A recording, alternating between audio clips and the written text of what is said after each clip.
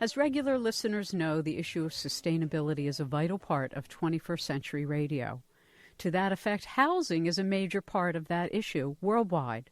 Joining us this hour is a man who recognizes that issue, and he's done something about it. His name is David South.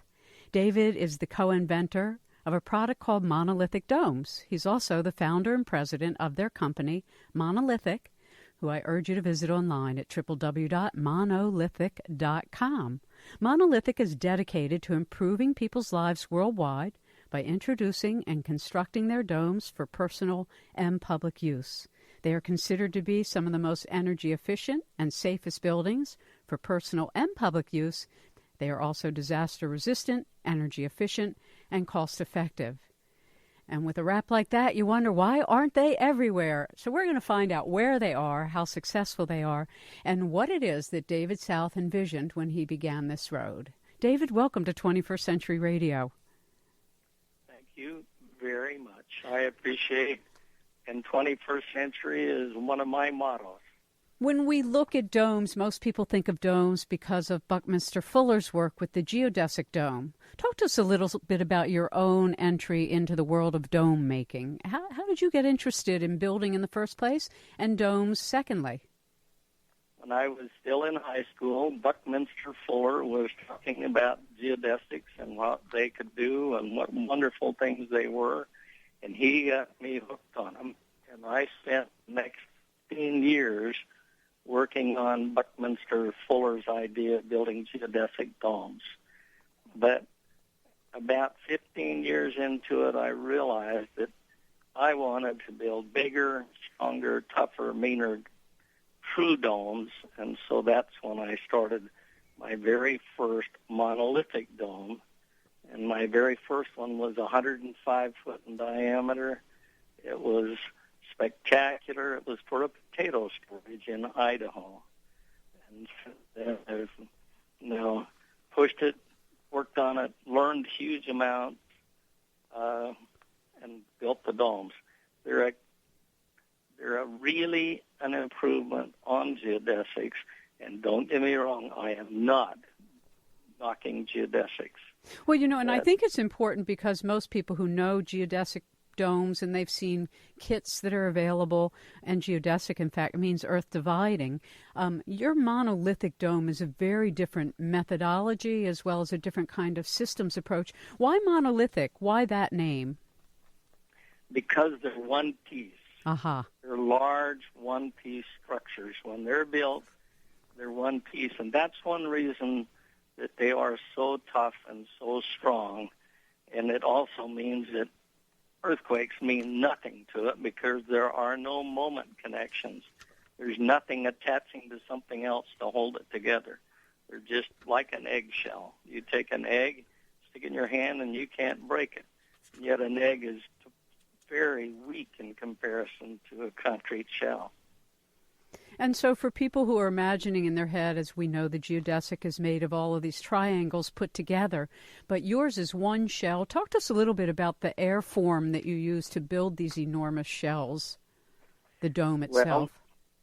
Well, I was not the first person to inflate the shell and put concrete on it. I was the first person to inflate an airform. That's what I call it. It's a big bubble. I inflate it, but I wanted to work from inside. So I inflate it, and then I do all my work inside. And it sounds kind of silly, but when you're inside, you have so much better control. If it rains that night, if it blows hard that day, and all that stuff in a protected environment. And so the first thing you do is inflate this airform, and then you walk back and forth through an entryway, just a double door entry. You spray the inside surface of that fabric with 3 inches of polyurethane. Now, polyurethane is the world's best insulation, and it's quite solid on tiny domes. 20-foot domes, that's all you need. But then we tie reinforcing bars of steel to the underside of the polyurethane, and then we spray concrete, embedding all of those bars it becomes the structural shell for the building. The urethane is on the outside, and then the airform, which we inflated, is the roof membrane that protects the polyurethane from sunshine. So it's extremely, it's simple, and yet it's very, very useful because you don't have to do anything else. You open the doors, obviously after it's structurally strong, you cut open the openings and the windows and the doors, and you have yourself a building. I mean, I have to say it's remarkable from my vantage point. Bill Huff of Save a Patriot Fellowship, who helped teach me about the Constitution 20 years ago, has been telling me, David, about your company and about Monolithic Domes. And I looked at them a while ago, and I'm just so glad he told me about your work, because the thing that you've been able to do and the way you've even described it, I think, and people, again, you can go to their website, www.monolithic.com, and see how varied these are, from small cabins that are 10 to 12 feet wide to enormous schools and regular. I saw that you have a number of fertilizer plants and others. Talk to us about the kind of scale, because I don't do as good a job as you can, about how you see that this can be applied in so many different situations. Well, there's a few things. Part of it was luck. At the time I started building, I did not realize some of the ramifications. Putting the insulation on the outside of the concrete makes it approximately 5 times more energy efficient. When I build a school building, I cut their power bill by 75%. Wow. And I've got more than 50 schools around the area. When I say the area, they could run from over in Washington State, across quite a few in Texas, on up into Missouri and Kansas and Mississippi. But the school buildings, we started first because we could build a spectacular, good school building for less money than they could with conventional construction.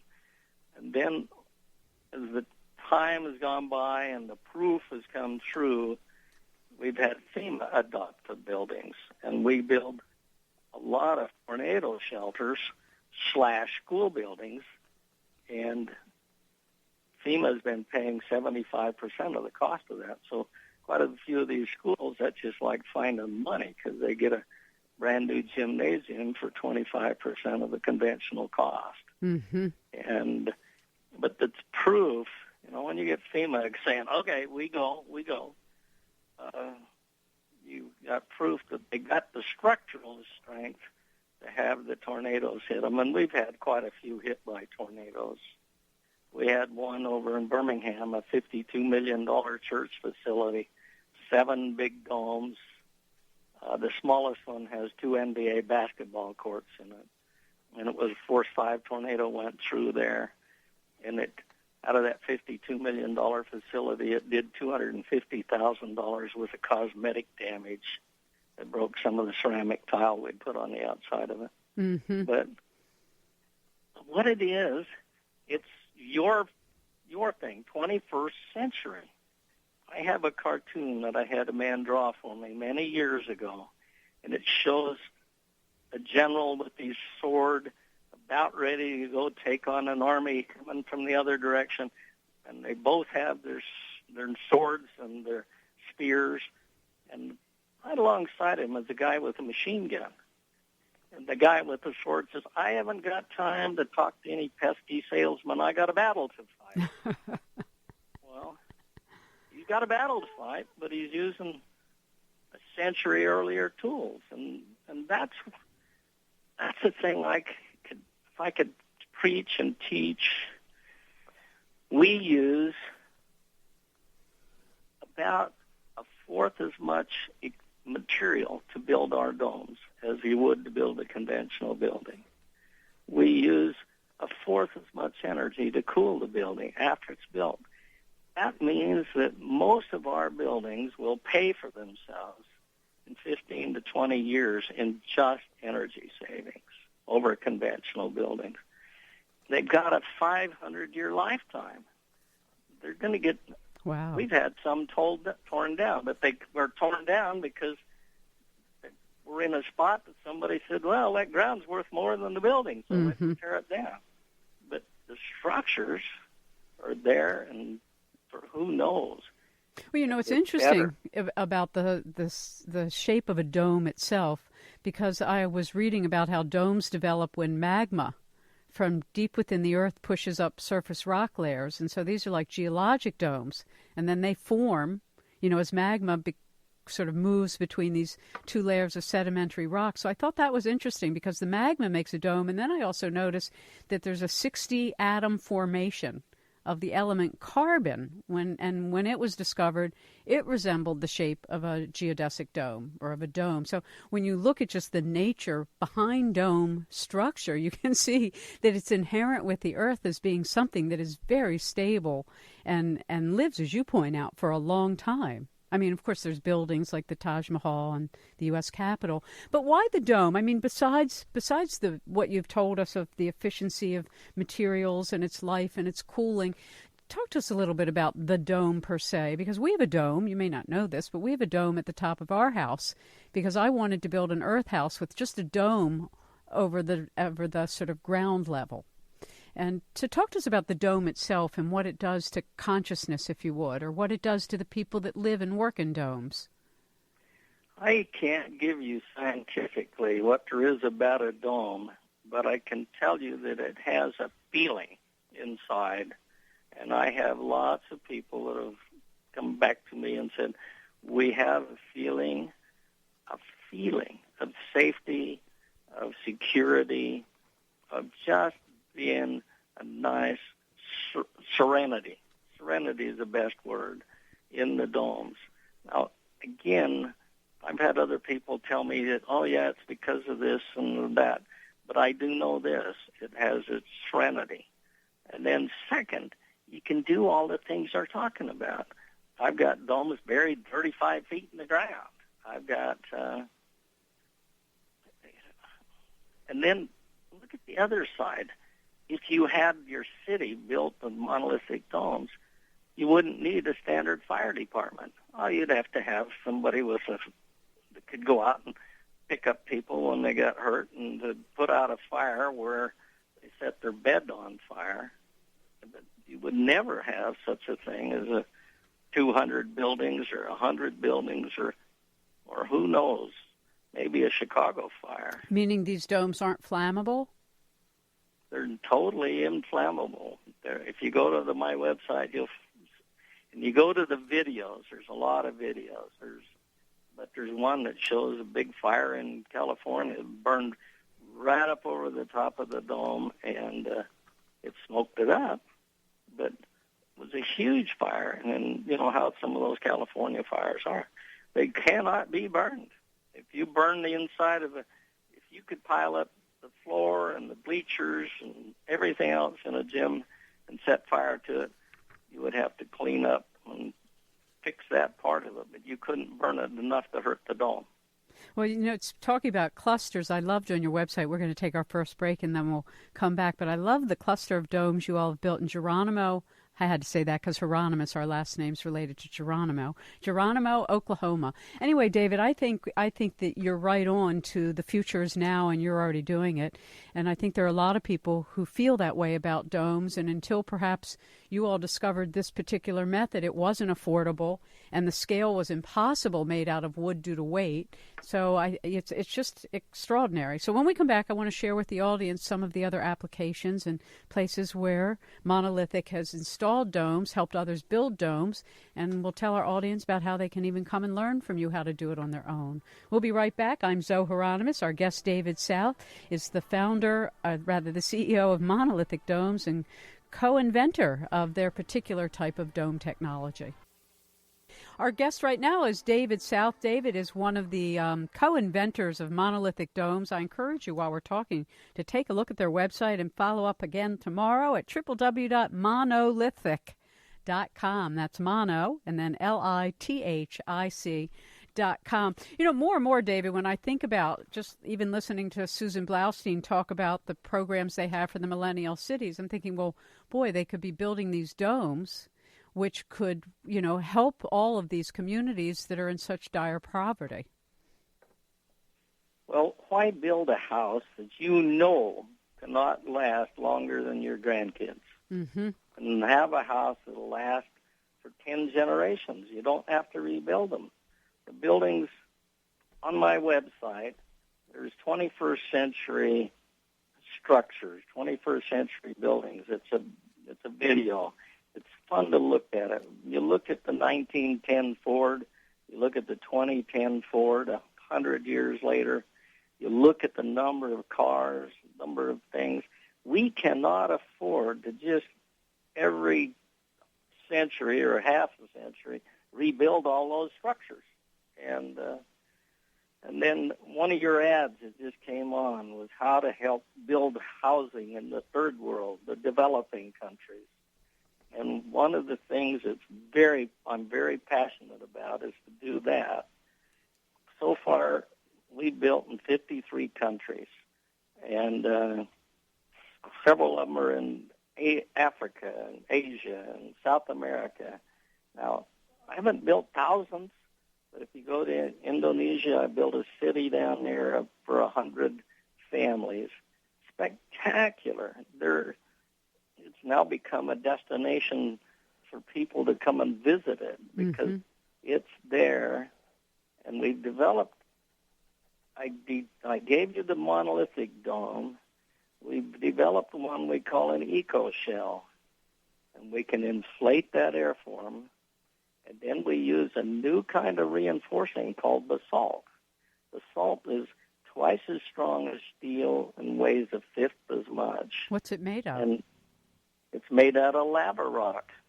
Wow. It was invented in Moscow, Russia 40 years ago. It's just barely becoming used, but it never rusts. Because it never rusts, it never explodes the concrete that it's in. Right. And with it, I can build a house on the beach in Central America using salty sand and salt water and the basalt reinforcing, and do it by hand using people just going in there and doing it by hand. When they get done, they've got a house. And again, if you go to the website, you look at, like India, you'll see quite a number of these, I call them eco shells, for economic shells. But the eco shells are absolutely what are needed around the world. And you mentioned teach. I teach people how to build the domes. I don't try and build all the domes. As soon as I can get somebody up to where he's got the ability to do them, I send him leads. Send school leads. I only build one out of every 4 or 5 schools anymore. And the houses, about the same thing. I build probably 10 houses in a year and sell 100. Wow. Is there a part of the world, David, that's been more responsive to this notion than the American community? Well, America's got the biggest response because I build the really nice, fancy schools and churches and stuff like that here. Mm-hmm. But I've got several projects negotiating right now in places like Nigeria, Cameroon, Sudan, Kenya.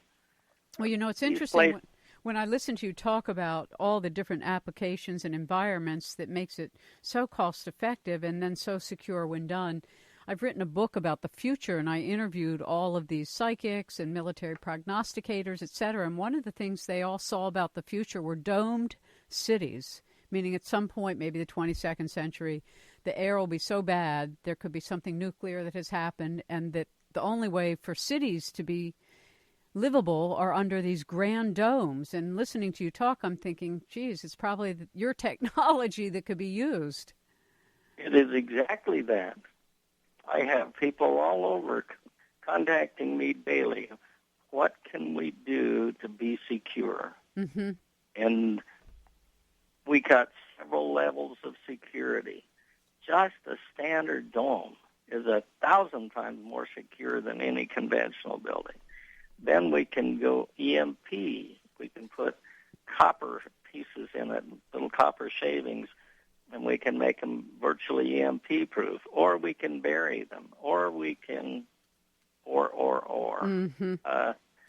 So it's your technology that's made it so facile, so sort of you can adapt to any environment that somebody wants to apply it to. It's a remarkable idea. I mean, the whole concept is remarkable. Well, the airforming is what the key is. Mm-hmm. Because whenever you take and build a building out of concrete, you have to form it. Yeah. So you have all this wood and steel and whatever to form it. Then you pour the concrete. And curved concrete is 4 times as strong as flat concrete. So if you use the curved concrete, you use 1/4 as much material.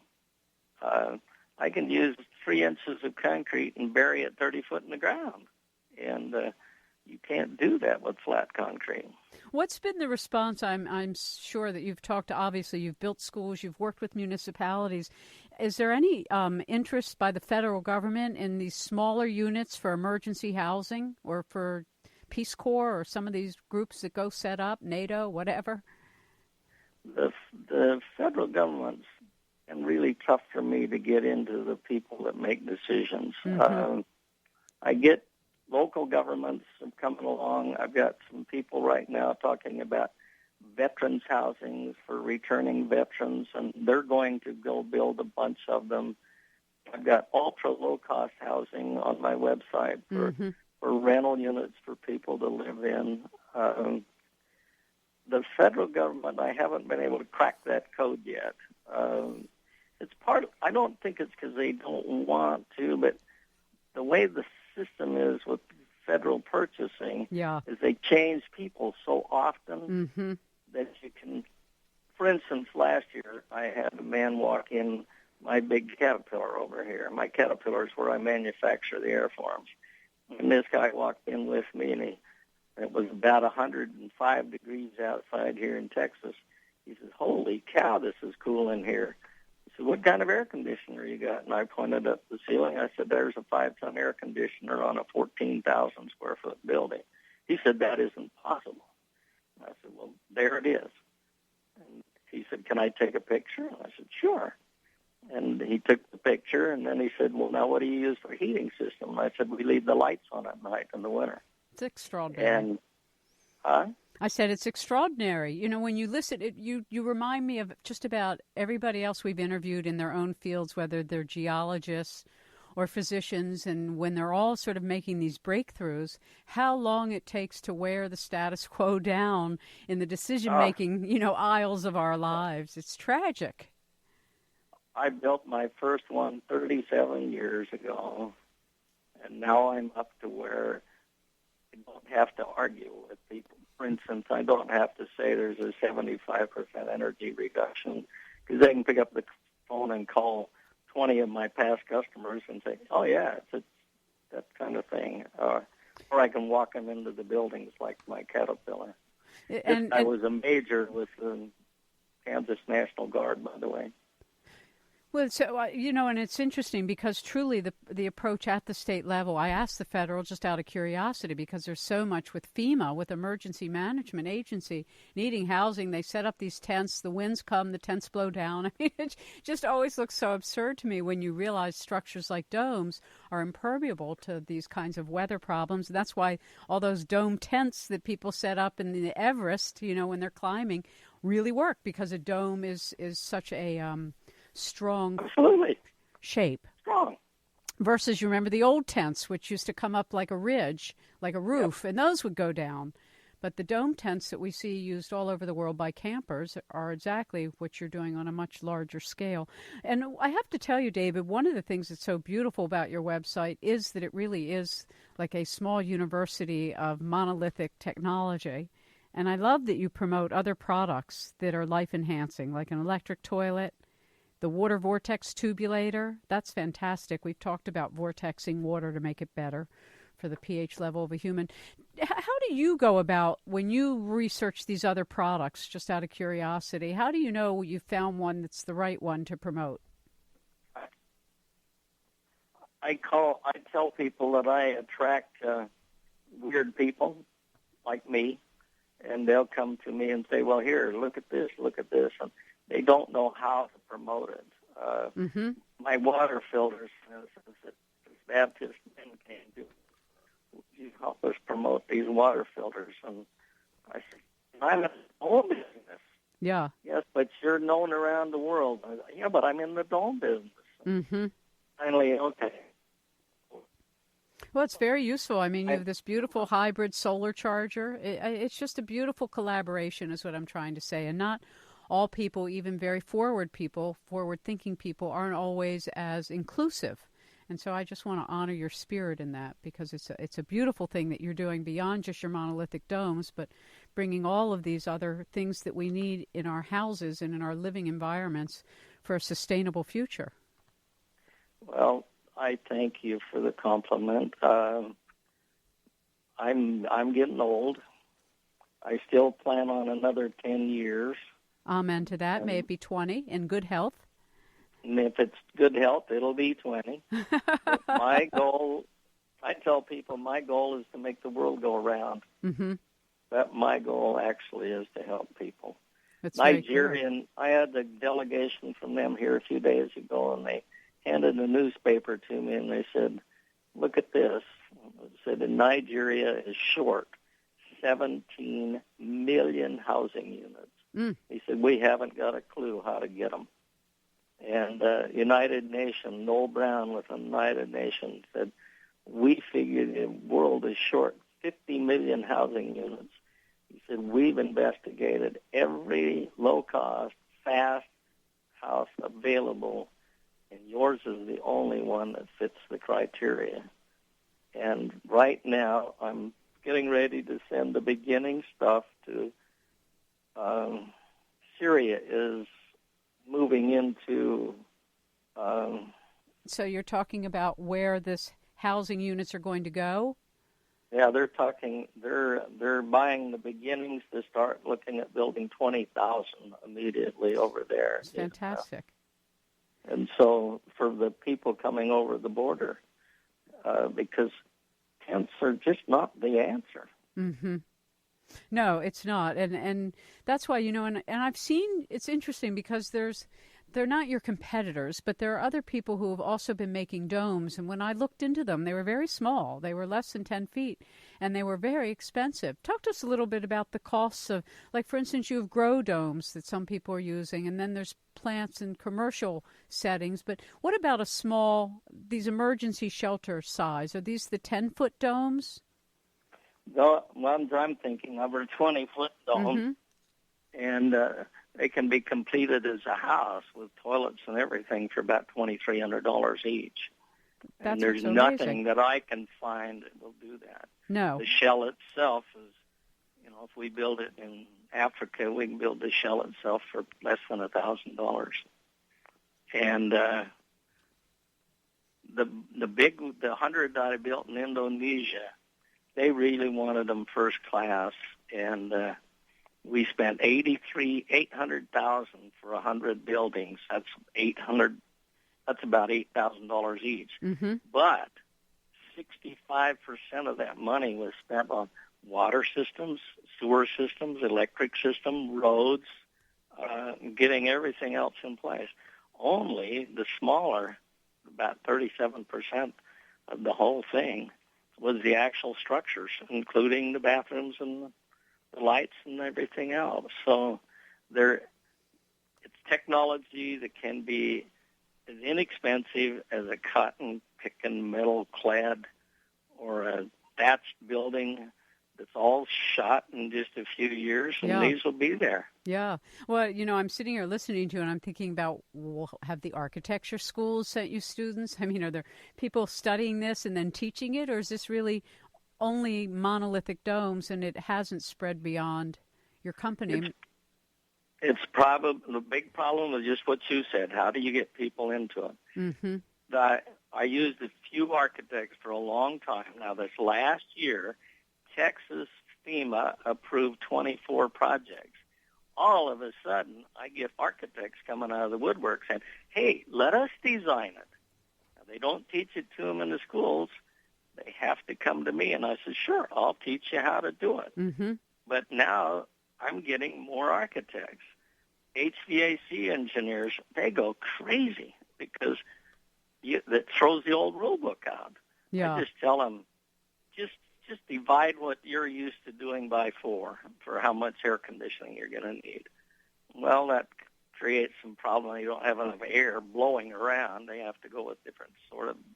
But that's one reason why I'm teaching. Now, you saw that I'm teaching these classes. April and May, September and October. I'm trying to figure out how I can produce some classes to teach architects and engineers. I haven't figured out how to get into where they can listen. Mm-hmm. The thing of it is we're so much less money for so much better building that somebody has eventually got to figure it out, and that's why I'm so grateful for what you're doing. Well, thank you. I think there's a whole team of us planet-wide who are all trying to hang on to this beautiful biosphere and humanity's opportunity to evolve. And certainly what you're doing is a big piece of it. I mean, we can't just have ideas. We have to manifest how to build things that are good for the earth and good for humans and everybody. It's a win-win. So you're a win-win guy, David, that's for sure. Well, look, we're going to take our last break of the evening, and then we'll come back. I'm Zohara Hieronimus. Our guest is David South. I encourage you all to visit his website. You will be astounded.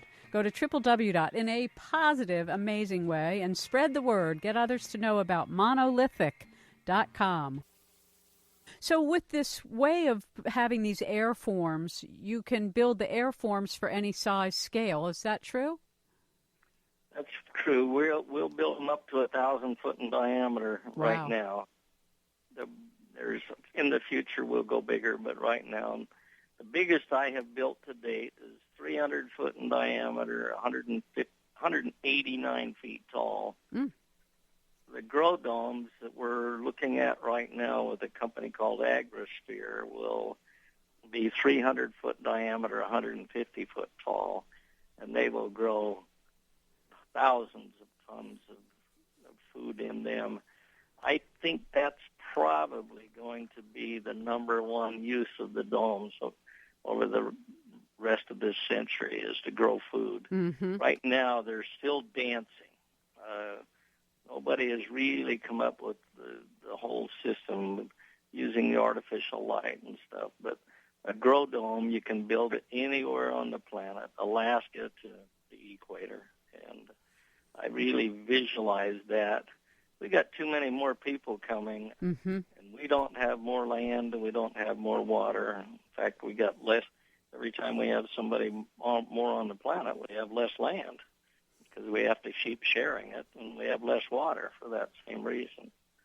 And the grow domes they're forecasting 4% as much water usage, and I've already seen the results of some of their experimenting.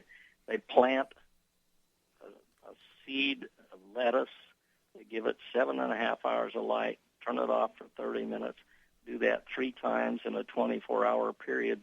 The lettuce has 3 days growing on it, and on the 18th day, it's ready for market to eat. That's amazing.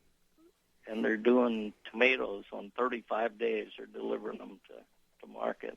Being an organic gardener myself, I know that's in speedo time. It takes us all summer to get our tomatoes to harvest. Well, and the thing of it is you spend a lot of time and stuff. If you plant a tomato in Texas, you can figure about 1 pound, 1.5 pounds of tomatoes per square foot. And in these grow domes, they're going to get 350 pounds per square foot. Amazing. Over a year, so.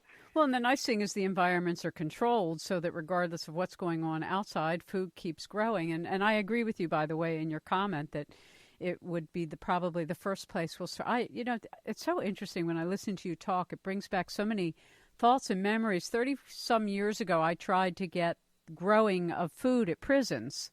And I tried to get Baltimore City Municipality to take one of our fields, do a dome, and turn it into a greenhouse. So I was thinking, it's interesting when you have a dome kind of affiliation, which I've always had. And I think Buckminster Fuller is really the one that seeded so many of us with this love and passion for domes, but you've taken it to a level of application that is just so helpful to the whole planet. Oh, I like Bucky. He didn't have all the answers. He did, but he started us down the trail.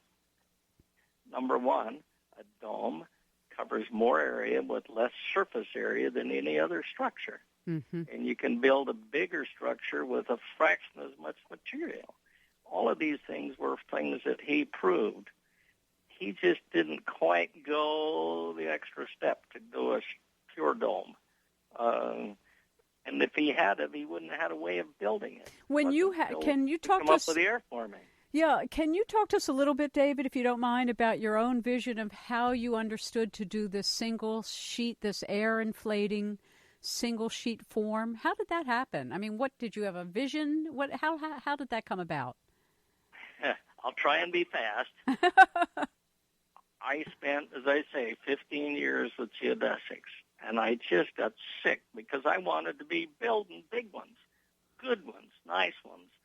And the only way you could do it was out of wood, or you could go to aluminum. Aluminum was just fantastically expensive. And with the million joints, they all leak. Right. So in the meantime, I started trying to figure out how I could build the domes out of polyurethane. And then I found out I could spray it for insulation. And so I moved back to Idaho. My mother was raising a family without a dad in the house.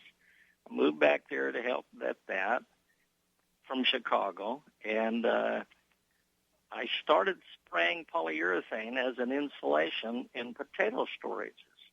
Idaho has thousands of potato storages, and the urethane is a waterproof, super insulation, and I got into doing that. Next thing you know, I'm spraying more foam than anybody else around.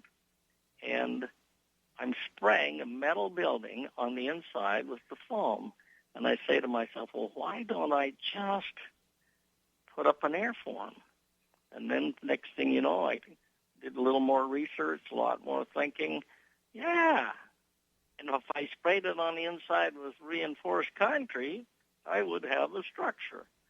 And so I'm bragging about it and talking about it. And one day my supplier for urethane says, quit bragging about it and go build it. I said, okay. He said, how much foam is it going to take to build your dome? And I said, 12,000 pounds. And at that time, that was about $12,000. Wow. He called his secretary in and he said, write a credit memo to this guy for $12,000 worth of polyurethane. So now you got somebody that's saying put up or shut up. Mm-hmm. And so I got busy and I built the first potato storage as a dome in Idaho in a little town called Shelley. And what year was that? Around what time? 1975. Wow. And somebody else heard about it, and I went, and he wanted me to come to Manchester, Michigan.